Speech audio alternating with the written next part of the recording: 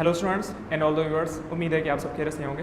जी तो स्टूडेंट्स, आज हम डिस्कस करने वाले हैं chapter number 7 permutation, combination and probability. ठीक है, तो बेटा ये मोस्ट इंपॉर्टेंट चैप्टर है मेरा यूनिवर्सिटी के हवाले से। अगर इसकी हम बात करें ऑब्जेक्टिव टाइप की, तो इसमें 3 सेक्शंस हैं, परमुटेशन, कॉम्बिनेशन एंड प्रोबेबिलिटी। मतलब परमुटेशन पे अलग लेक्चर होगा, कॉम्बिनेशन पे एक और अलग लेक्चर होगा एंड प्रोबेबिलिटी एक और लेक्चर इसका होगा। मतलब इस चैप्टर में हम 3 सेक्शंस कवर करेंगे 1 लेक्चर करके। ठीक है, और ये मोस्ट इंपॉर्टेंट चैप्टर है। अगर हम इसकी बात करें न्यू बुक के हवाले से, तो इस न्यू बुक में इसमें परमुटेशन, कॉम्बिनेशन, प्रोबेबिलिटी एक साथ कंबाइन किया हुआ है। तो इसकी वजह से मैं ये लेक्चर कंप्लीट चैप्टर जो है 3 सेक्शंस में डिवाइड करके आप लोगों के साथ शेयर करूँगा। ठीक है, तो बेटा अगर हम इसकी बात करें परमुटेशन, कॉम्बिनेशन, प्रोबेबिलिटी, तो आज के इस लेक्चर में हम परमुटेशन को डिस्कस करेंगे, जितनी भी कैटेगरीज के क्वेश्चन आते हैं परमुटेशन के।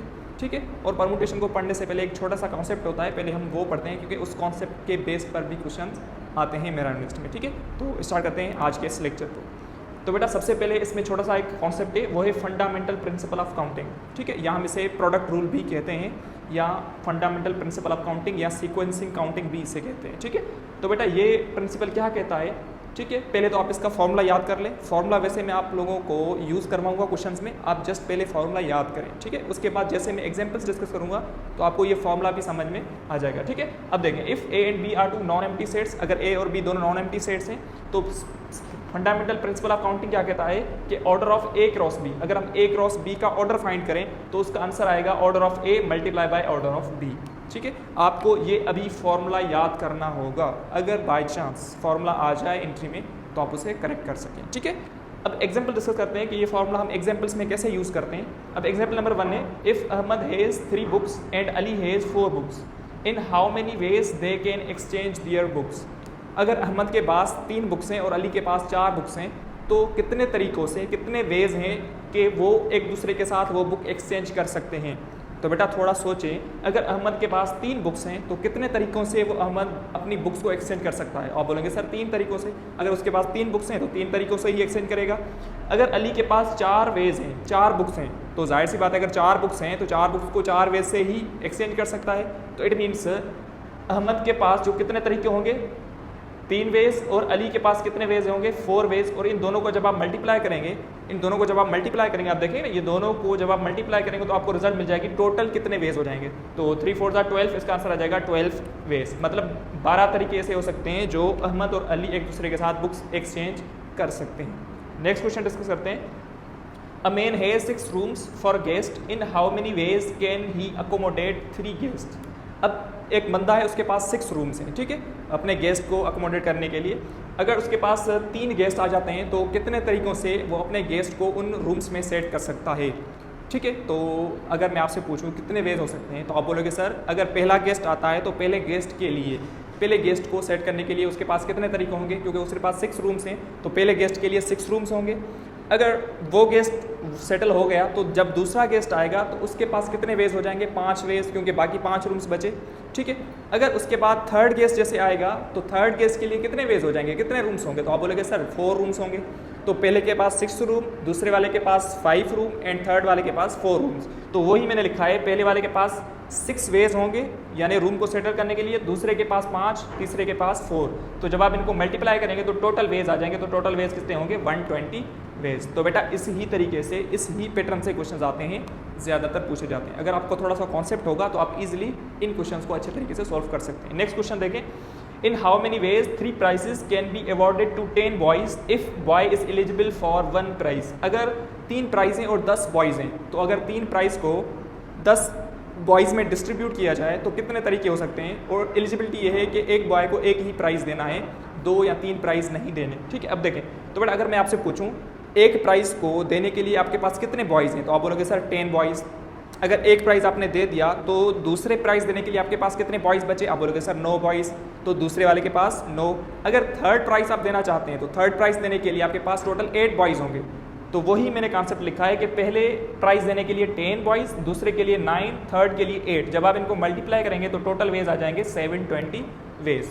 ठीक है, 720 वेज हो सकते हैं जब हम 3 प्राइज़ को 10 बॉयज़ में डिस्ट्रीब्यूट कर सकते हैं। ओके, उसके बाद अगर मैं आपसे पूछूं कि ये जो 3 प्राइज़ हैं, अगर ये 3 प्राइज़ हम एक ही बॉय को भी देना चाहते हैं, मतलब अगर हम ये कहें कि एलिजिबिलिटी जो हमने रखी है वो एलिजिबिलिटी फॉर ऑल प्राइज के लिए हम रख दें, मतलब एक बॉय तीनों प्राइज ले सकता है, ठीक है। तो फिर कितने वेज होंगे, तो आप बोलेंगे सर पहले प्राइज को देने के लिए 10 बॉयज़, दूसरे प्राइज को देने के लिए भी कितने बॉयज़ होंगे 10 बॉयज़, क्योंकि एलिजिबिलिटी क्या है कि तीनों प्राइज एक बॉय को मिल सकते हैं, ऐसी कंडीशन है।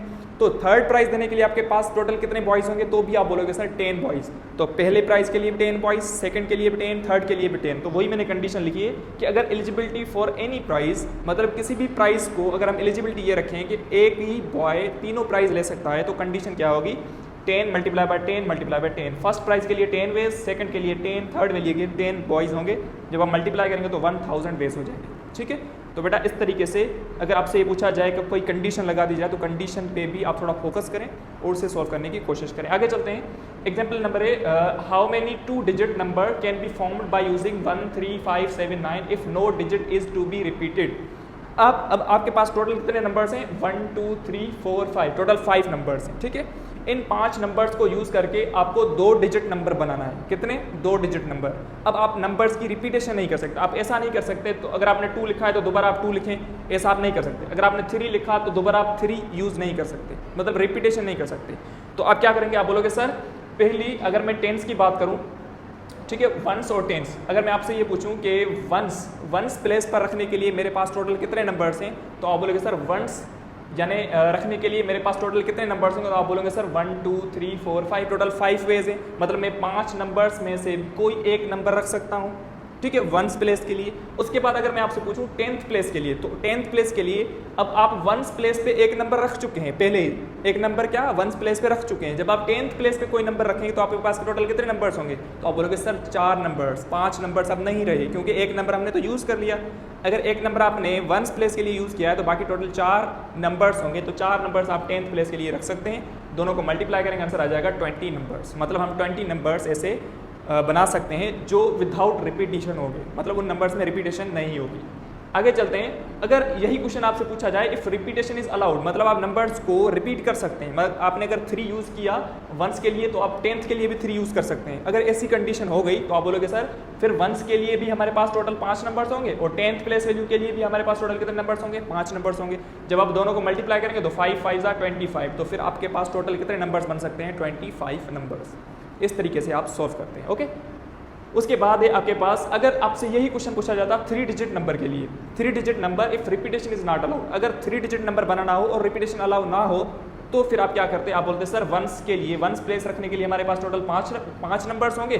10th के लिए हमारे पास टोटल, क्योंकि एक तो हमने यूज़ किया, एक तो हमने यूज़ कर लिया ना वंस प्लेस के लिए, तो 10th के लिए फिर 4 नंबर्स होंगे और 100 प्लस वैल्यू के लिए फिर अगेन हमारे पास टोटल कितने नंबर्स होंगे 3 नंबर्स होंगे। जब आप मल्टीप्लाई करेंगे तो टोटल कितने नंबर्स आ जाएंगे 60 नंबर्स, ठीक है। तो इस तरीके से आप इजीली सॉल्व कर सकते हैं, रिपीटेशन हो या रिपीटेशन ना हो तो आप इजीली सॉल्व कर सकते हैं। उसके बाद लास्ट क्वेश्चन है इसका, how many numbers are 3 digit numbers can be formed by using 1 2 3 4 5। अब आपके पास नंबर्स हैं 1 2 3 4 5, ठीक है।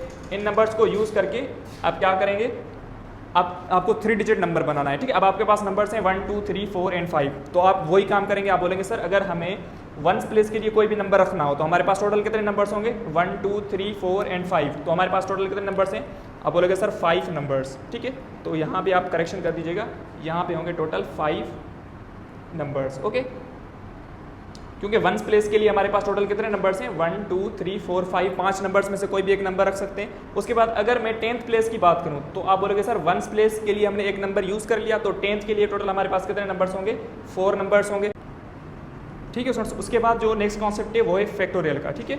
अब फैक्टोरियल क्या चीज़ है, इसे अब थोड़ा पहले आप डेफिनेशन देखें, the product of first n natural numbers is called factorial, ठीक है। अब फैक्टोरियल जब हम मैथ्स में लिखते हैं फैक्टोरियल तो इस साइन से हम डिनोट करते हैं, ये सिंबल होती है जिसे हम साइन ऑफ एक्सप्लेनेशन इंग्लिश में पढ़ते हैं, ठीक है। तो product of first n natural numbers, first n natural numbers की मल्टीप्लिकेशन को हम क्या कहते हैं, हम कहते हैं ये फैक्टोरियल है, मैथ्स में हम इसे फैक्टोरियल के नाम से जानते हैं, ओके। और इसे हम लिखने के इसके 2 तरीके होते हैं, कभी कभी बुक्स में लिखा हुआ होता है ऐसे इस तरीके से एन फैक्टोरियल, कभी कभी ऐसे भी लिखा हुआ होता है, तो बात सेम ये। अब यही चीज़ है कि अगर आपसे ये पूछा जाए कि 5 फैक्टोरियल किसके बराबर होगा, तो आप बोलोगे सर ये नेचुरल नंबर की मल्टीप्लिकेशन है, तो 5 को आप मल्टीप्लाई करते जाएंगे 5 4 3 2 1 1 तक, तो ये सारी मल्टीप्लिकेशन जो है इसे हम कहते हैं 5 फैक्टोरियल। तो 5 फैक्टोरियल आप जैसे मल्टीप्लाई करेंगे इसका आंसर क्या आ जाएगा 120 आ जाएगा। उसी तरीके से अगर आपसे पूछा जाए 4 फैक्टोरियल आप तो क्या करोगे 4 3 2 1 आप मल्टीप्लाई करते जाओगे 1 तक तो आंसर आ जाएगा 24। तो 4 फैक्टोरियल 24 के बराबर हो जाता है। इसी तरीके से अगर मैं आपसे पूछूं n फैक्टोरियल का फॉर्मूला क्या होगा, आप बोलोगे सर पहले n आ जाएगा फिर n में से एक कम होगा फिर उसी में से एक कम हो जाएगा। इस तरीके से आप कम करते करते करते कहाँ तक जाएंगे 1 तक जाएंगे। वही मैंने लिखा है कि अगर n फैक्टोरियल है तो n फैक्टोरियल आप कैसे लिखेंगे, पहले n फिर n-1, यही देखें ना, पहले 5 आया फिर 5 से 4 हुआ तो पहले n फिर n में से एक कम हो जाएगा फिर उसी में से भी एक कम होगा तो n-2 होगा फिर उसी में से भी एक कम होगा तो n-3 होगा। इस तरीके से जाते जाते जाते ये नंबर लास्ट में कहाँ तक पहुँचेगा 1 तक पहुँचेगा। तो n फैक्टोरियल को हम इस तरीके से रिप्रेजेंट कर सकते हैं। ठीक है, उसके बाद फैक्टोरियल्स की कुछ पॉइंट्स होती हैं। पहला पॉइंट है कि 0 फैक्टोरियल हमेशा 1 के बराबर होता है, 0 फैक्टोरियल का आंसर हमेशा 1 आएगा और 1 फैक्टोरियल का आंसर भी हमेशा 1 ही आता है। ठीक है, तो ये कंडीशन याद करिएगा, ये इंपॉर्टेंट है। 0 फैक्टोरियल हम प्रूफ करते हैं कि 1 कैसे आता है, आप जस्ट अभी याद कर लें कि 0 फैक्टोरियल 1 होता है और 1 फैक्टोरियल भी 1 के बराबर होता है। उसके बाद एक इंपॉर्टेंट पॉइंट है कि फैक्टोरियल ऑफ नेगेटिव नंबर, अगर आपसे पूछा जाए ना किसी भी नेगेटिव नंबर का फैक्टोरियल बताओ -2 फैक्टोरियल किसके बराबर होगा, तो ये डिफाइन नहीं होता। नेगेटिव नंबर्स का फैक्टोरियल हम डिफाइन नहीं कर सकते। ठीक है, तो ये फैक्टोरियल की कुछ पॉइंट्स थी। उसके बाद एक क्वेश्चन देख लेते हैं। अब ये क्वेश्चन है एग्जांपल 4 फैक्टोरियल -4 स्क्वायर, तो इसका आंसर आप मुझे बताइएगा कि आंसर 24 आएगा, 18 आएगा, 10 आएगा, 8 आएगा। तो पहले आप 4 फैक्टोरियल को ओपन करोगे और 4 का स्क्वायर करोगे, दोनों को सेपरेट करेगा तो आंसर आपको मिल जाएगा। उसके बाद एग्जांपल है फैक्टोरियल ऑफ -1 का फैक्टोरियल क्या होगा, जो मैंने अभी आपको बताई कि नेगेटिव नंबर्स का फैक्टोरियल हम डिफाइन नहीं कर सकते, वो एग्जिस्ट ही नहीं करता, तो इसका करेक्ट ऑप्शन जो होगा वो होगा नोट। ठीक है, इसका नेगेटिव नंबर्स का फैक्टोरियल डिफाइन नहीं होता। ओके, उसके बाद इसका चैप्टर का फर्स्ट सेक्शन आ जाता है परमुटेशन का। ठीक है, अब परमुटेशन को समझने के लिए हम एक छोटा सा एग्जांपल लेते हैं। पहले डेफिनेशन हम देखते हैं, उसके बाद मैं एग्जांपल से आपको समझाता हूँ एग्जांपल से कि ये क्या चीज़ है। अब परमुटेशन की जो डेफिनेशन है वो है number of different ways of arranging n objects in r places. मतलब अगर आपके पास n ऑब्जेक्ट्स हैं, उन ऑब्जेक्ट्स को r प्लेसेस में अरेंज करना चाहते हैं, तो अरेंजमेंट जो होती है ना, अरेंजमेंट वर्ड, इसे हम कहते हैं परमुटेशन। क्या कहते हैं, परमुटेशन। ओके, अब इसमें एक छोटा सा एग्जाम्पल लेते हैं। अब एग्जाम्पल क्या है कि सपोज अगर मैं आपसे बोलूं टोटल आपके पास 4 नंबर्स हैं, 1 2 3 4 4 नंबर्स हैं, तो इन 4 नंबर्स को यूज़ करते हुए आप 3 डिजिट के कितने नंबर्स बना सकते हैं। तो मतलब आपके पास टोटल कितने नंबर्स हैं, 4 नंबर्स, आप यूज़ कितने करना चाहते हैं 3 नंबर्स, तो टोटल 4। ठीक है, आप कितने यूज़ करना चाहते हैं अरेंजमेंट के लिए 3, तो n 4 हो जाएगा, r 3 हो जाएगा। ठीक है, n नंबर्स को r प्लेसेस में अरेंजमेंट करने के लिए इसे हम क्या कहते हैं, इसे हम कहते हैं परमुटेशन। क्या कहते हैं, परमुटेशन। अब परमुटेशन का जो फॉर्मूला होता है, ये फॉर्मूला हम यूज़ करते हैं विदाउट रिपीटेशन। जब भी हम रिपीटेशन ना कर रहे हैं और रिपीटेशन अगर हम नहीं कर रहे हैं तो ये फॉर्मूला हम यूज़ करेंगे। इसको हम ऐसे लिख लेते हैं NPR, n परमुटेशन r, या कभी कभी बुक्स में ऐसे भी लिखा हुआ होता है, कभी कभी ऐसे भी लिखा हुआ होता है। ठीक है, कुछ ऑथर्स ऐसे भी लिखते हैं, ऐसे भी लिखते हैं। ठीक है, तो बात सेम ये परमुटेशन का फॉर्मूला जो होता है वो होता है NPR = n factorial divide by n - r factorial. ये formula important, very very important, आप याद करिएगा, n factorial divide by n - r factorial, ये परमुटेशन का फॉर्मूला होता है। ठीक है, उसके बाद एक इंपॉर्टेंट चीज़ है कि अगर NPN पूछा जाए, ठीक है, NPN का मकसद ये है कि आपने टोटल नंबर्स n लिए, टोटल n नंबर्स लिए और सारे नंबर्स आप यूज़ करना चाहते हैं। मतलब r = n हो गया, इसका मकसद क्या है, अब यहाँ देखें ना, r किसके बराबर हो गया, n के बराबर हो गया, तो इसका मकसद ये है कि आप टोटल 4 नंबर्स ले रहे थे और 4 ही नंबर्स आप यूज़ करना चाहते हैं। तो NPN का फॉर्मूला जो होगा, आप अगेन ये फॉर्मूले में पुट करेंगे तो n factorial divide by n - n, तो again n factorial divide bye 0 factorial होगा, तो n factorial divide bye 0 factorial means 1 होगा, तो इसका आंसर आ जाएगा n फैक्टोरियल। मतलब अगर NPN है तो हम डायरेक्ट आगे यूज प्रॉब्लम से कैसे करेंगे, n फैक्टोरियल से करेंगे। ओके, उसके बाद है अगर NP0 का मकसद ये है कि अगर आपके पास टोटल 4 नंबर्स हैं और 4 नंबर्स में से आप कोई भी नंबर यूज़ करना नहीं चाहते, कोई भी नंबर यूज़ करना नहीं चाहते, तो r क्या हो जाएगा, 0 हो जाएगा। तो NP0 अगेन आप फॉर्मूले में यूज़ करेंगे तो n factorial divide by n factorial answer आ जाएगा 1। मतलब इसमें ये है कि अगर आपके पास टोटल 4 नंबर्स हैं, उन 4 नंबर्स को आप यूज़ ही नहीं करना चाहते, तो कितने नंबर्स बन सकते हैं। तो आप बोलोगे सर एक ही तरीका हो सकता है, ना बनाने वाला तरीका, है ना, मतलब हम नंबर नहीं बना सकते, बस एक ही तरीका होगा ना, यही ना तरीका हो सकता है। अदरवाइज हम अगर कोई भी नंबर लेते तो फिर तरीके होते। अगर हम ये बोल रहे हैं कि हम कोई भी नंबर नहीं लेना चाहते, तो इसका मकसद ये है कि एक ही तरीका हो सकता है जो ना लेने वाला तरीका, मतलब ना बनाने वाला तरीका। ओके, तो इसके लिए इसका करेक्ट आंसर जो होगा वो होगा 1। तो NPN आंसर n फैक्टोरियल होगा, NP0 आंसर हमेशा 1 आएगा, आगे हम यूज़ करेंगे। ओके, उसके बाद एग्जाम्पल है assuming that no digit is to be repeated, how many 3 digit numbers forms from 2 3 5 6 7। वही बात मैंने करी, अगर आपके पास कुछ नंबर्स हैं, कौन से नंबर्स हैं, 2 3 5 6 7, इन नंबर्स को यूज़ करते हुए आपको 3 डिजिट कितने नंबर्स बना सकते हैं। तो आप बोलोगे सर टोटल कितने नंबर्स हैं, n, यूज़ आप कितने करना चाहते हैं 3, तो 5 परमुटेशन 3, अगेन आप सॉल्व करेंगे तो 5 फैक्टोरियल इस फॉर्मूले में पुट करेंगे, तो 5 - 3 फैक्टोरियल, तो 5 फैक्टोरियल डिवाइड बाय 2 फैक्टोरियल होगा तो 5 फैक्टोरियल 120 होता है, डिवाइड बाय 2 फैक्टोरियल 2 होता है। फैक्टोरियल की डेफिनेशन आप सॉल्व करेंगे तो आंसर आ जाएगा टोटल 60 नंबर्स बन सकते हैं। कितने नंबर? 60 नंबर्स। टोटल चीज़ क्या है, आप कितनी अरेंजमेंट बना सकते हैं, ये इंपॉर्टेंट है, याद कर लें। ओके, उसके बाद example number 2, how many different arrangements can be found by using letter of the word equation. अब देखें इक्वेशन जो वर्ड है, इस वर्ड में टोटल कितने लेटर्स हैं? आप देखोगे सर उसमें टोटल 8 लेटर्स हैं और कोई भी नंबर रिपीट नहीं कर रहा। तो मैंने आपको क्या बोला है कि विदाउट रिपीटेशन हो, उसमें रिपीटेशन ना हो तो ही आप फॉर्मूला यूज कर सकते हैं। ओके, तो टोटल कितने नंबर्स हैं? 8। आप अरेंज भी कितना करना चाहते हैं? 8। Total 8 numbers.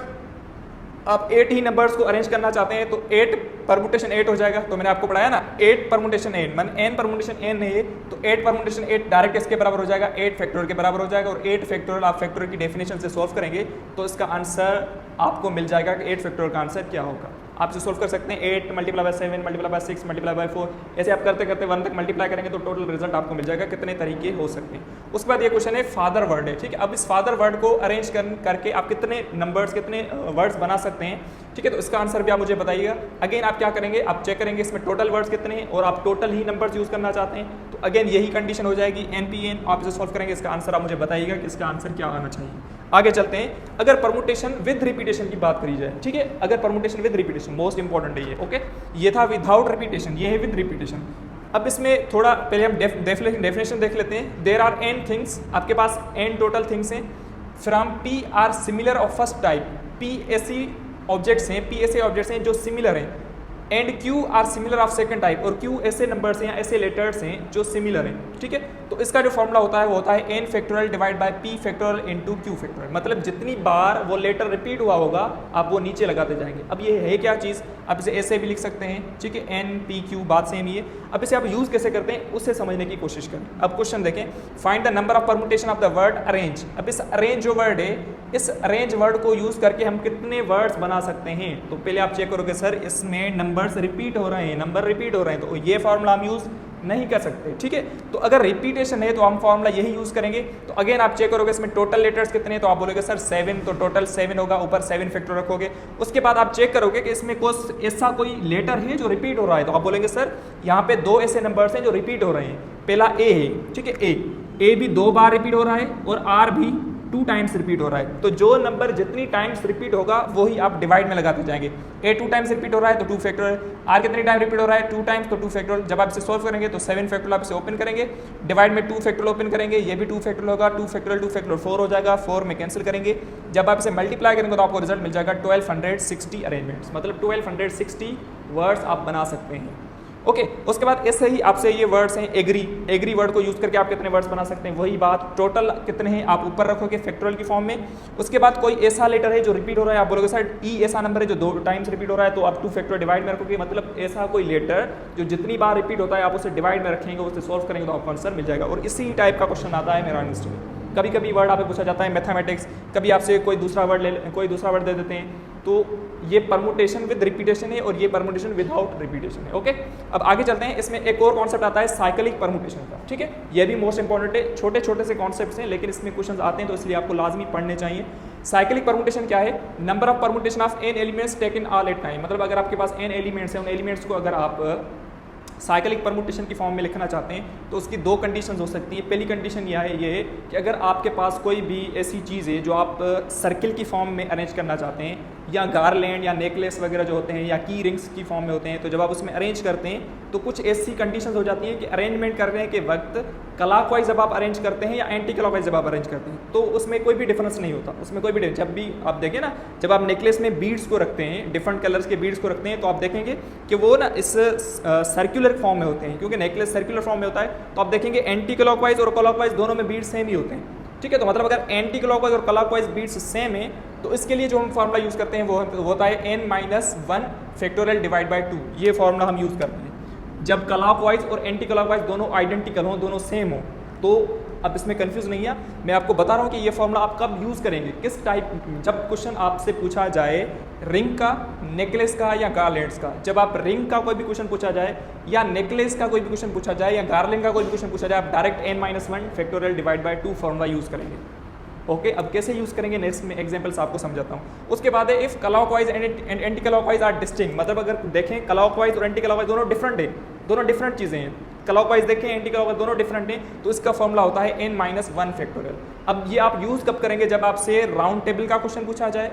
मतलब ऐसा होता है ना कि अगर टोटल 4 मेन है तो आप बताओ इन 4 मेन को यूज़ करके हम राउंड टेबल कितने वेज से बना सकते हैं, राउंड टेबल में बैठा सकते हैं उसे, ठीक है। या सर्किल में क्वेश्चन पूछा जाता है कि सर्किल में अगर हम कुछ 20 स्टूडेंट्स हैं, सर्किल की फॉर्म में अरेंज करना चाहते हैं तो कितने वेज हो सकते हैं। तो सर्किल में जब क्वेश्चन पूछा जाए या राउंड टेबल में क्वेश्चन पूछा जाए तो n-1 फैक्टोरियल। जब रिंग, नेकलेस, गार्लैंड में कोई भी क्वेश्चन पूछा जाए तो n-1 डिवाइड बाय 2 फैक्टोरियल। दोनों इंपॉर्टेंट फॉर्मूला है, अपने पास लाजमी लिख दीजिएगा, ठीक है। अब इसमें एग्जाम्पल डिस्कस करते हैं। क्वेश्चन नंबर 1 है how many necklace can be found bye 6 different beads. अब वही बात आपसे डायरेक्ट किससे पूछा गया है, नेकलेस। क्या पूछा जाए, नेकलेस। अब नेकलेस पूछा गया है तो आप देखोगे टोटल कितने बीड्स हैं, 6 डिफरेंट बीड्स हैं। तो n की जगह आप डायरेक्ट 6 पुट करोगे तो नेकलेस है तो फॉर्मूला ये यूज होगा, ठीक है। क्योंकि ना मैंने आपको बताया ना, अगर नेकलेस, रिंग या गार्लैंड का कोई भी क्वेश्चन होगा तो फॉर्मूला क्या होगा, n-1 फैक्टोरियल डिवाइड बाय 2। तो n की जगह आप क्या पुट करोगे, 6 पुट करोगे तो 6-1 5 फैक्टोरियल डिवाइड बाय 2। तो 5 फैक्टोरियल होता है 120 को 2 के साथ डिवाइड करोगे तो आंसर आ जाएगा 60। इस तरीके से आप सोल्व करेंगे। उसके बाद नेक्स्ट क्वेश्चन देखें, in how many ways 4 keys are arrange in circular key ring. अब देखो अगेन वही क्वेश्चन आ गया कि सर्कुलर की रिंग में हम अरेंज करना चाहते हैं 4 कीज हैं। तो सर्कुलर की रिंग का जब भी क्वेश्चन पूछा जाए तो अगेन फॉर्मूला वही यूज होगा, n-1 डिवाइड बाय 2 फैक्टोरियल। अब n की जगह ये 4 पुट करोगे, यहाँ पे इसे सॉल्व करोगे तो आपको आंसर मिल जाएगा। ये आप खुद सॉल्व करोगे, ठीक है, मैं आपको जस्ट कॉन्सेप्ट दे रहा हूँ। उसके बाद नेक्स्ट क्वेश्चन है in how many ways 5 flower be strung in garland. अब वही बात, गार्लैंड का क्वेश्चन आ गया तो गार्लैंड का जब भी क्वेश्चन आएगा तो अगेन आप फॉर्मूला कौन सा यूज करोगे, n-1 डिवाइड बाय 2 फैक्टोरियल। इसी तरीके से बेटा क्वेश्चन पूछे जाते हैं मेरा यूनिवर्सिटी में, क्वेस्ट यूनिवर्सिटी हो, NED हो, इसी टाइप के क्वेश्चन जाते हैं जैसे मैंने यहाँ पर लिखे हैं। अगर गार्लैंड का, नेकलेस का, किसी भी टाइप का क्वेश्चन पूछा जाए तो ये ट्रिक मेरी याद करिएगा आप कि रिंग, नेकलेस एंड गार्लैंड के जब भी क्वेश्चन होंगे तो n-1 डिवाइड बाय 2 फैक्टोरियल। अगर राउंड टेबल या सर्किल फॉर्म में कोई भी क्वेश्चन होगा तो अगेन आप फॉर्मूला कौन सा यूज करोगे, n-1 फैक्टोरियल, ठीक है। उसके बाद लास्ट क्वेश्चन देखें, in how many veg 7 different beads arrange in a circle. अब वही बात ना, अगर सर्किल की फॉर्म में क्वेश्चन आ गया, मतलब अगर सर्किल में आप अरेंज करना चाहते हैं तो सर्किल या फॉर्मूला क्या यूज करोगे, n-1 फैक्टोरियल, ठीक है। तो सर्किल हो या राउंड टेबल का कोई भी क्वेश्चन हो तो आप फॉर्मूला कौन सा यूज करोगे, n-1 फैक्टोरियल। तो अगेन आप n की जगह यहाँ पर क्या पुट करोगे, 7 पुट करोगे तो 7-1 6 फैक्टोरियल को थोड़ा सॉल्व करोगे तो आपको आंसर मिल जाएगा, ठीक है। उसके बाद लास्ट क्वेश्चन देखें, in how many ways 5 girls can be seated in round table. अब देखें, अब 5 गर्ल्स हैं, उन्हें हम क्या करना है, इन राउंड टेबल में आपको सीट करना है, उन्हें बिठाना है। तो आप सिंपल क्या करें, जब भी राउंड टेबल का कोई भी क्वेश्चन हो या सर्किल का जब भी कोई क्वेश्चन हो तो फॉर्मूला कौन सा यूज करोगे, n-1 फैक्टोरियल। n की जगह 5 पुट करोगे, इसे सॉल्व करोगे तो आपको आंसर मिल जाएगा, ठीक है बेटा। तो ये था हमारा कंप्लीट चैप्टर परमुटेशन का, ठीक है। तो मैंने कोशिश करी है कि इस कंप्लीट चैप्टर में मैं आपको जस्ट परमुटेशन का एक सेक्शन कंप्लीट पढ़ा दूँ।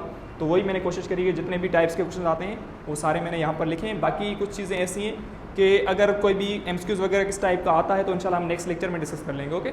ये फर्स्ट सेक्शन, उसके बाद हमारा नेक्स्ट सेक्शन होगा कॉम्बिनेशन का, देन हम डिस्कस करेंगे प्रोबेबिलिटी को, ठीक है। तो इस कंप्लीट चैप्टर में टोटल 3 लेक्चर्स होंगे, परमुटेशन अलग होगा, कॉम्बिनेशन अलग होगा एंड प्रोबेबिलिटी अलग होगा, ठीक है। तो मिलते हैं हम अपने नेक्स्ट सेक्शन में, नेक्स्ट लेक्चर में। थैंक यू, अल्लाह हाफिज़।